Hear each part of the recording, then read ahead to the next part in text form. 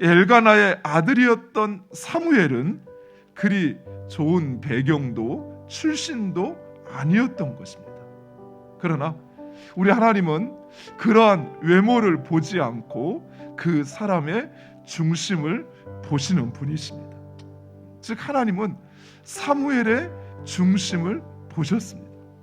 세상은 끊임없이 너의 출신이 무엇이냐, 너의 학력이 무엇이냐, 너가 가진 능력이 무엇이냐, 이거를 우리에게 요구합니다. 그래서 우리가 가진 배경이, 또 우리의 그 출신이, 또 우리가 가진 그 물질이 어떠냐에 따라서 이미 우리의 사회적인 지위를 결정해버려요. 그러나 우리가 그 하나님을 믿고 그 하나님의 말씀을 존중히 여기며 섬길 때 하나님께서 우리를 들어 사용하는 줄 믿으시기 바랍니다. 우리 자녀들도 마찬가지예요.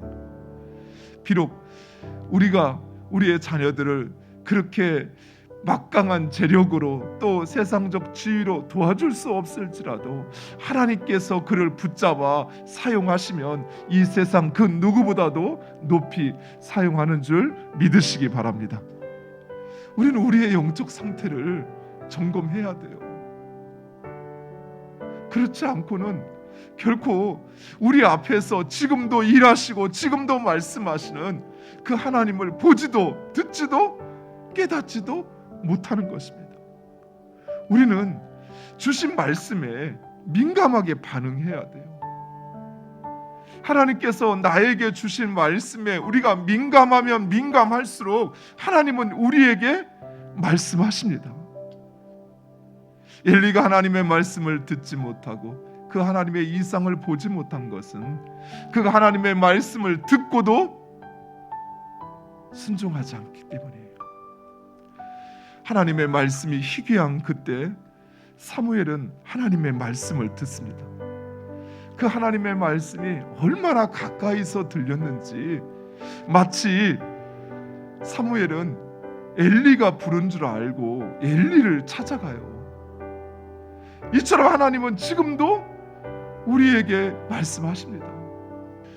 하나님의 말씀을 듣고도 지금 나에게 들려주시는 그 하나님의 심판의 메시지를 듣고도 여전히 그 자리에 머물러서 여전히 그것이 바뀌는 것, 변화하는 것보다 그저 그렇게 살아가는 모습, 오히려 더 그 죄악 속에 물들어가고 있는 우리의 모습을 아는지, 사랑하는 성도 여러분, 깨어 하나님의 음성에 민감하시기 바랍니다. 하나님은 지금도 우리에게 말씀하고 계셔요. 깨어라, 일어나라, 그 자리에서 일어나 돌이키라고 우리에게 말씀하고 계셔요. 그리고 우리가 받은 그 말씀 결코 잃어버리지 마시기 바랍니다. 말씀을 받았으면 그 말씀 붙잡고 씨름하세요.